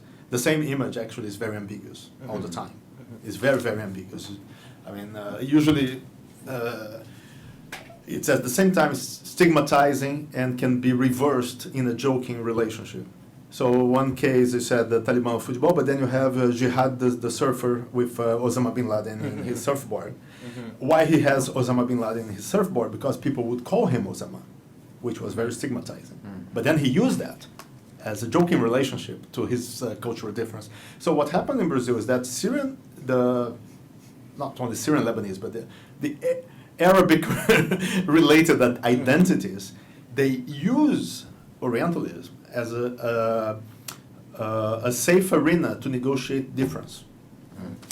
So it's quite interesting. They embrace Orientalism. So you go to Syrian Lebanese club, I mean, you're like in Hollywood, because everybody's more or less odalisques all over the place, and they're belly dancing, while belly dancing is not part of their cultural tradition and all that stuff, because was a way of negotiating difference that Brazilian society would recognize as okay, as legitimate. So basically, embracing Orientalism was a way of affirming difference in a society that did not tolerate ethnic difference. And that's, I think it's a crucial matter. So you have both all the time. I mean, at the same time, you have Veja and Globo saying that Foz do Iguaçu is the hotbed of Al Qaeda and all that stuff, and actually you have state policies directed towards that, the securitization of Arabs, and it's not from today. On the other hand, you have all these joking possibilities. And also, so just to finish, it links to what I said about the vernacular anti-imperialism in Brazil. The idea that the reading of all those global events in Brazil has this little twist that, okay, anti-imperialism is part of our identity. So it's okay. Yeah. No, I think what these talks have in common is this way that this kind of notion of anti-imperialist is used in such simple ways sometimes, in ways that allows Brazil to get away with a lot of stuff. But and as someone who's certainly, I probably went to Brazil in pursuit of this dream of tropicalist superpower standing up against empire. So I'm very deep into this discourse. But but I think in terms of, I think we've talked a lot about how Brazil, in a sense, gets a free pass by either using this paternalistic discourse of popular blackness associated with either footballism or with carnival-type discourses, and then how Orientalism comes about either through the history of how Brazil deals with the legacy of slavery, or a completely different history from Arabism, which then starts to dovetail. But then to kind of shift gears, and kind of in the spirit of Jose Munoz's work, who had worked a lot, and I think that's where I got this focus on the dialogue between tropicalism and Orientalism, is when he talks about, queer communities basically in New York, from the Atlantic kind of diaspora, and how they mix tropicalism and Orientalism in order to resist against kind of repressions of like queer racialized minorities. And so I would say, like, one thing that's happening now, again, in this particular context, is a way that a lot of kind of popular cultures and leisure practices or religious practices that mix Afro-diasporic religions with different kinds of legacies of carnival culture, with sometimes, mixtures of pop versions of Sufi, mixtures with belly dancing. I mean, there's so many different practices that are sometimes fused and exchanged that we would consider, saturated with kind of Orientalist and tropicalist imagery. But in this context, especially because it's not just East versus West in these dynamics, now you have the Pentecostals versus all kinds of other kinds of practices that are considered diabolical or sensual or immoral. So now that changes things. If belly dancing is a resistance to Pentecostal attacks against the way women express their bodies, then suddenly it's become something, it suddenly sounds more like, but then is that ridiculously authoritarian to push back against the Pentecostals? I mean, and now I'm thinking in my Egypt side, where, I wrote an article about belly dancers as labor movements against Morsi's government when Morsi was the leader of the parliamentary opposition in 2003, which everybody forgets about. And now, of course, people think, because of that article, that I was supporting a kind of purge of the brotherhood based upon my belly dancing Orientalist logic of personal expression, right? So these Orientalisms and tropicalisms now are not just about East-West empire versus the colonized world, but it's also fed into this battle around morality, Pentecostal embodiment, often sometimes queer or ethnicized subcultures that are trying to survive, and they do it through Orientalist and tropicalist practices. There's a lot going on here, and it needs to be read very specifically. So the question I had was the discourse on refugees coming from Syria into Brazil, both by the Syrian Lebanese community and both by the Brazilian government or Brazilian people as a whole? And it could be a question for either one of you, both of you. Okay.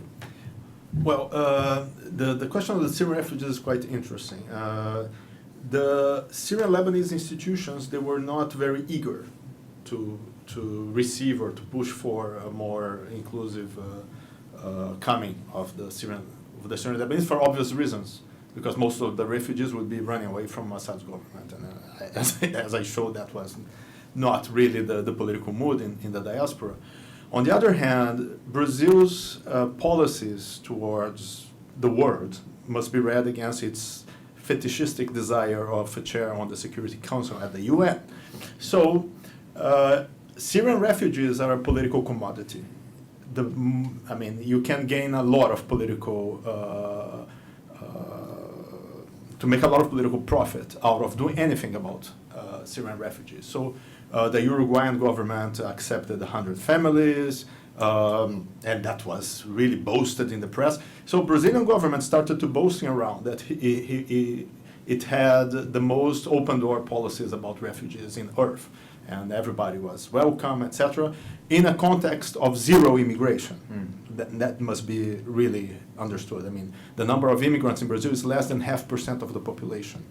And the number of refugees is 8,000 people in a population of 190 million people. So, and that's now. So after boasting that for a while, there was some international criticism of Brazil's position, because actually you had a lot of bureaucratic problems for the refugees to come. A refugee had to have 10 documents to ask for a visa, including the proof of property, and a clean record in the police. So I don't think a Syrian refugee can get those things very easily. And of course, bank records and all that. So it was very heavily criticized that, I remember the sentence of, it was either Brazil changes its discourse or changes its practice. But you can't have both. You can't have, say you have open doors and prevent people from coming from bureaucratic reasons. So there was this special visa for Haitians, the so-called humanitarian visa. So the Brazilian government extended the visa to the Syrians. So it's the same kind of visa, which is a very unspecific. There's no refugee policy, and actually there's no immigration policy in Brazil. So you had this visa that all Syrians could ask for a travel visa to Brazil, and in theory it would be granted. Well, 3 years after this policy, you have 2,000 Syrians in Brazil. So there's something wrong there. So I started to more or less do some investigation. I mean, is this happening actually? And according to the foreign ministry, and then you have conflicting numbers. People say 18,000 visas were granted, 30,000 visas were granted. I mean, you don't have records of all that. But then I got people, I could interview people who were in the embassies in the Middle East, and they said, yes, we are granting visas, but people are not coming. And why? Because, of course, when you accept refugees, you have to provide certain services to refugees, such as minimum income, housing, and etc. And the Brazilian government and no South American government provides that. So that's another thing. A refugee that arrives in South America is given to the Catholic Church. So the Catholic Church provides those services to the refugees. So it's not a good deal. I mean, so my guess is the Syrian refugees, they are not coming, of course, because they know all that. I mean, they get knowledge about it. And they might be using this visa as just in case, and in case they don't get to Europe, or to get to other countries. I mean, if you have a visa to a third country, it's easier to get into some country. So the fact is that the number of refugees is still very, very, very low. The ones who are in Brazil, as I showed, they organized in different ways than the Syrian Lebanese community would accept them. So you have, they are part of this split. I mean, of course, those who were Christians were more or less incorporated in the Syrian Lebanese with the new Syrian identity being created. But those who were Sunnis or linked to the opposition were being put away from this diasporic Syrian identity. They are creating their own Syrian identity, which is a different story, but still very marginal and very invisible in the public sphere in Brazil. But you have some associations of refugees and all that. Thank you so much. I liked a couple of things about the talks, both of them that I thought were in common. One is that they're historically informed, which is not often the case in these kinds of topics. And two, that they really try very hard to bring discursive and materialist kind of analysis together into one platform. And so this is where my question is. for you, Paolo, it was a kind of political sociology with identity politics. And I'm wondering what is the relationship really between identity and political sociology is relationship. In order to push that a little bit, let me give an alternative reading maybe to the final argument that there's more of a fragmentation rather than a unification of the community. It seemed to me that what you were describing is a much more fragmented community that's becoming more unified. In what sense? In the sense that if by 1934 most of that immigration is finished, and if most of the people who came before, if not the overwhelming majority, were Christians, then, or members of other minorities along the coast of Syria, then really the Syrian civil war has brought them together in a way that's never before possible. In 1976, for example, when Syria invaded Lebanon, you can imagine how the Syria-Lebanese Christian stuff might be fragmented. But when you have this idea that there's a kind of an ISIS that's out to kill all the minorities, then the Syrian Lebanese Christians and other minorities would feel very together against the Sunnis, who are not really a big part of the community anyway. Or maybe that's changed. I don't know. So that's one way I would push it. And I wonder what you think about that. And for Paul, so I couldn't help but think of Korea, China, Turkey as other examples of military basically dominated societies that go by way of mega contracting and are competing for markets in the Middle East. So if you go to Libya, or if you go to some of these other countries, Egypt or Sudan, you find the huge Korean mega contractors fighting against the Turkish mega contractors, against the Chinese ones, and here's the Brazilian ones coming online. And are they selling us a kind of a clash of civilization based on that? So each one comes in with a different dress or a different color. You know, the Chinese are to be trusted because they don't have a stake in this region, and they have this philosophy that doesn't, whereas the Koreans are pushing a different thing, and the Brazil is saying we're tropical. and the Turkish ones are saying, we are the Sunni, you know, we're your brothers kind of stuff. I mean, is this what the argument is becoming in a way? That's I start again? I'll Yeah, try to okay. remember. Okay. About the community, well, one thing for sure, the community always was fragmented. I mean, that was the title of one of my works is The Community and Its Fragments. Right. Because you never, ever had a consensus on, even on the name of the community, if it's Arab or Syrian Lebanese, on what the Palestinians are doing here. And so you had all these fragments that constituted themselves. But performatically, the community always came together when the Middle East was at stake. In some cases, the Lebanese civil war was not that much of a problem. I mean, of course, it was a problem because of course, the Maronite nationalists Right. were, but they always were like, we are not part of that, please. Don't call us for anything. We don't want to be part of that. So always you had some fragment left. But, I mean, and the Iran-Iraq war was another very bitter moment between Sunni and Shia. Right. I mean, Muslim communities basically almost broke apart. And about the number of Muslims after the 60s, immigration is basically Muslim, Sunni and Shia. So, and they never were. I mean, they were at least 15% of the early immigration. So they were rendered invisible, but they were there and they were part of the whole process. So, but even those moments of crisis, I mean, what's going on now, it's very, very, very different. Because you're not only excluding on political terms, but you're shaping identities that clearly don't allow other people to fit in. And that's a new thing. So I think you're right in terms that there were precedents to all that.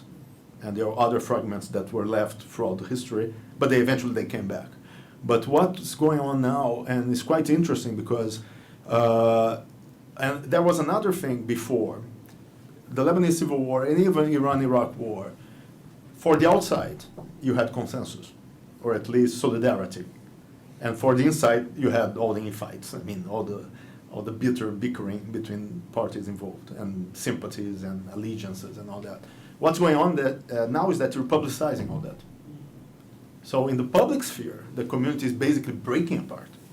I mean, there's something really, really, really unique. I mean, for the inside, you don't even imagine. I mean, it's really the bitterness between all the parties involved, and the way they portray each other is becoming really more and more exclusive in this sense.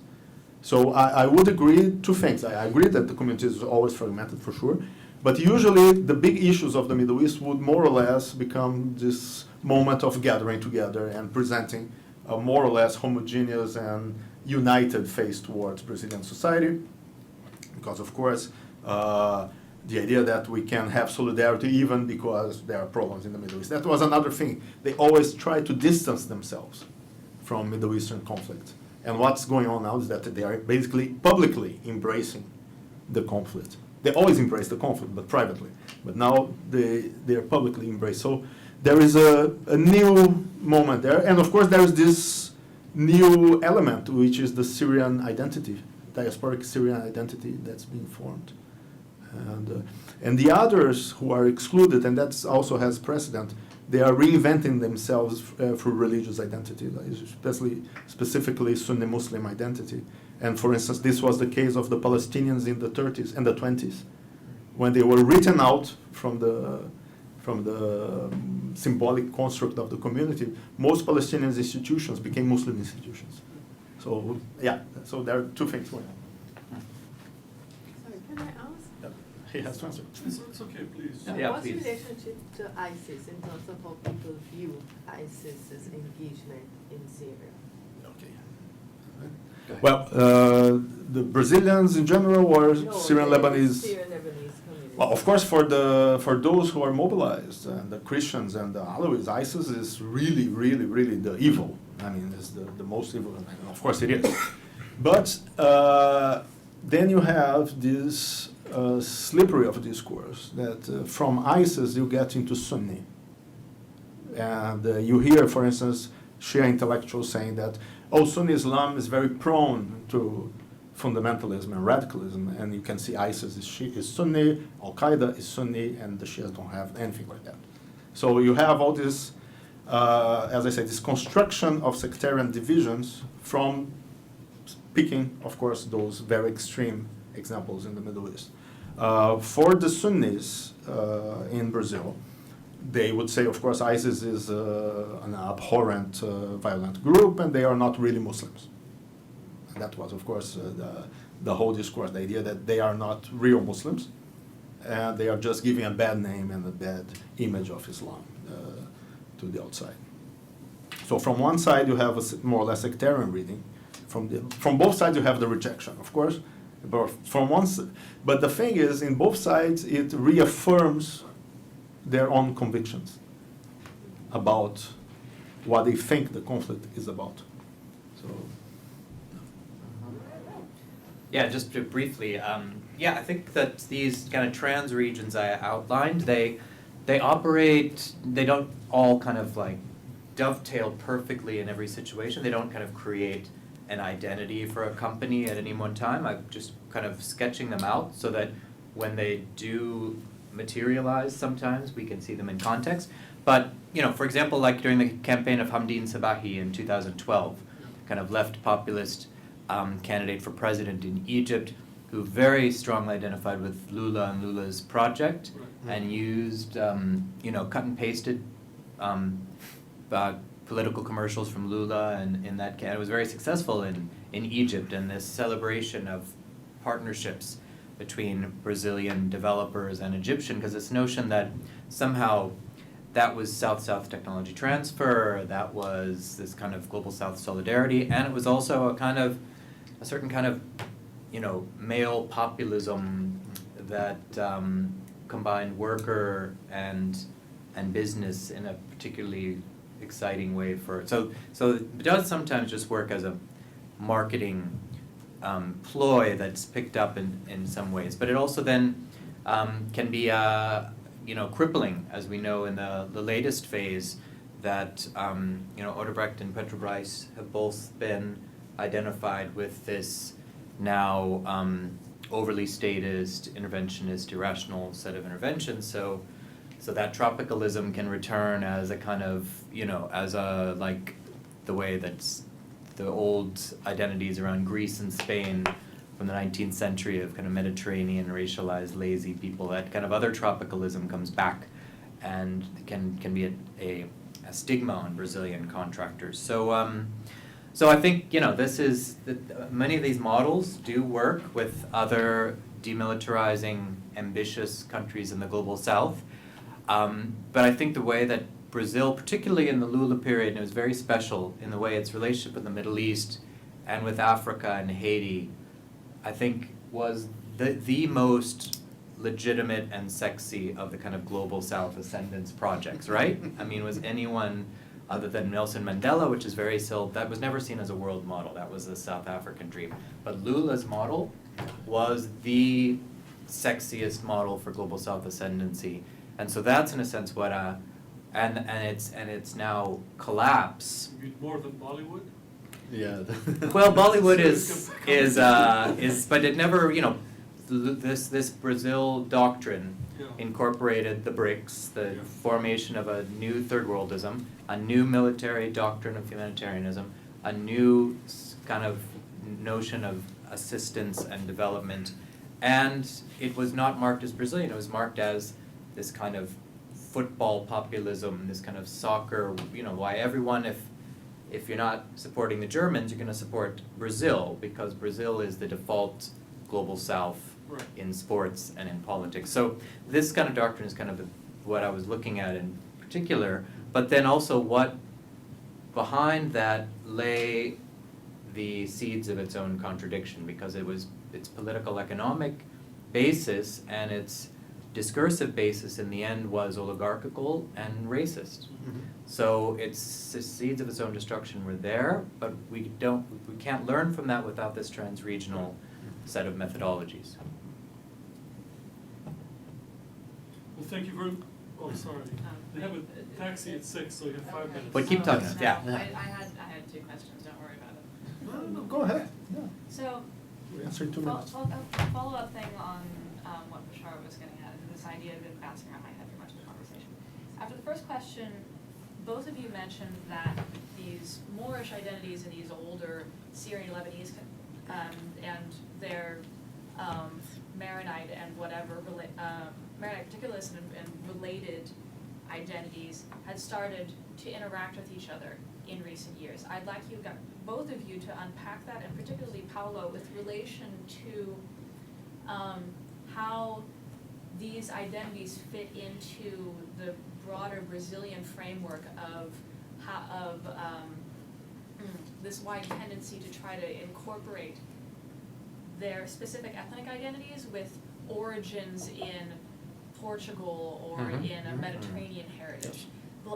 Lesser, among others, points to this, so of course he misses the distinction between Phoenician identity and like Arab identity.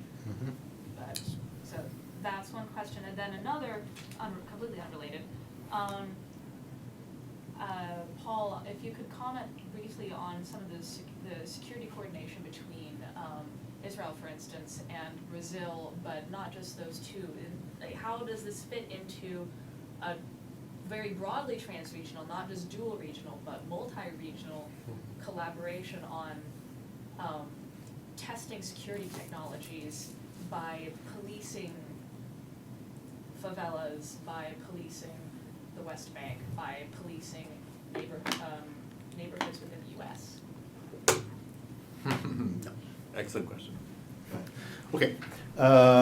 Well, the thing about the Syrian Lebanese identity is it's very interesting. For instance, since the beginning of the 20th century, the Syrian Lebanese are urged to present their identity as something non-threatening for the cultural and racial project of Brazilian elites, because they were seen as a big threat. Because the first thing is that they were racially ambiguous. They're not Asian, in the sense they are not Chinese or Japanese. They were not blacks, so they could not be prevented by law to enter Brazil, but they were not white. So they had no race to begin with, and then that was very threatening. And then Brazil is the primary means of identifying people through Yes, color race, specifically. race. And then culturally, they were also a threat because they were familiar in the sense that most of them were Christians, but they were not equal because they were not Roman Catholic. So their Christianity was a major problem. And debates about Oriental Christianity in early 20th century Brazil were amazing because people would say, well, actually it's Islam. They are worshipping Islam in the churches, and so we should prevent them to come. So all the Orientalist stereotypes. So there were several responses to that, but one of the responses were those claims of historical presence. So of course, Islamic Spain and Portugal was one of the ways of trying to do this claim. The Phoenicianists, they had a really, really amazing thing.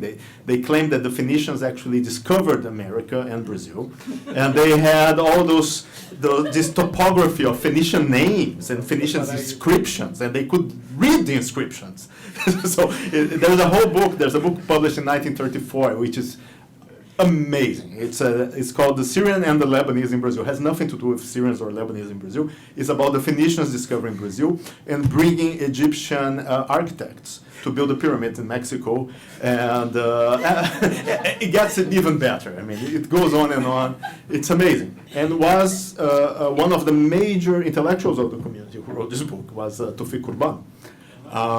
Yes, and he was a graduate from American University in Beirut and all that. So all those claims of nativism were very, very important for the community, trying to negotiate their presence in Brazil, saying, hey, we're not threatening, we are part of you, please. And, you had all that. And with the Muslims, more recently, the same thing, with the myth of the Malays.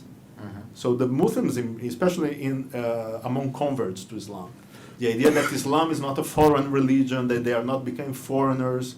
So nativism was always a very, very important element to negotiate ethnic difference in Brazil. So yes, so that's part of the picture. So in that case, sorry to Yeah. interrupt, might there be a degree to which this new Moorism may have longer roots in this attempts? I think so. Yeah. I think so. Definitely. Yeah, definitely. I think so. I think you can make a historicization of a genealogy of those debates and all that, definitely. And the Arab community or the Arabic-speaking community, to be a more precise terminology, at least the Lebanese nationalists won't be very happy with me. They are part of this construction. They contributed to this construction in more than one way. So yes, and I think we can do a genealogy, and we should put the community as part of it. Sure. Well, the question about the circulation of different kinds of security economies, including Israel and South Africa, as advising paramilitary and police and private security industries, is fascinating, and it's a huge topic. So strategically or methodologically, why I don't necessarily focus on that, and actually had done a lot of research on that, and then working with police and security industries a lot in Brazil, there is, some very interesting and influential figures from, of course, directly tied to every occupying and authoritarian force in the world goes to Brazil, of course, to sell its tools. But methodologically, and I also met, Giuliani and Bratton's consultants coming to train police in Rio, but I find that that's, people who work in the United States on policing, human rights, war, when they begin and end the story with American and Israeli experts in the Global South, then the Global South kind of starts to fade from view. It just becomes another theater for the same practices. And so it's a kind of strategic choice to take seriously that the multiple Brazilian institutions and security practices are mixing and appropriating, including very interesting practices from, particularly from South African and Israeli security forces. But I want to see those as having a particular set of Brazilian logics in these trans-regional contexts, you know, because as we know that Palestine can become a lens through which to see a global south instead of Palestine being an intersection of the urgent politics of settler colonialism and post-colonial struggles, right? So it's more this coming from an activist background, what I've learned in activism around the Middle East, in particular around Israel-Palestine, is to make sure to give the richness of local struggles their due. And then the solidarity, I've also have a whole other presentation on how solidarity with Ferguson and with Gaza coming from Brazil, coming after the Arab Spring. But I think first to do this kind of presentation so that then the solidarities, when they emerge, are from this density of trans-regional histories and experiences. So that Brazil doesn't melt into the background as just another side of the same repression. To view them as a participant in the articulating Yes, and as consciousness. having, their own stakes and histories and representations. Thank you so much, everybody.